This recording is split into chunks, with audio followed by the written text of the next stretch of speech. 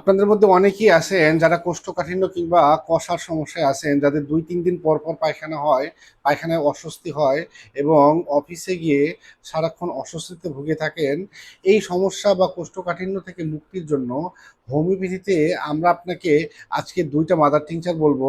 এই 2টা mother tincture যদি আপনি নিয়ম মেনে সেবন করতে থাকেন, তাহলে আমরা আপনাকে কথা দিচ্ছি আপনার এই কোষ্ঠকাঠিন্যের সমস্যা, পায়খানায় সমস্যা হওয়া অথবা পায়খানার বেগ নাই এবং পায়খানার চাপ নাই, এই সমস্যাগুলো থেকে আপনি আস্তে আস্তে সুস্থতা লাভ করবেন।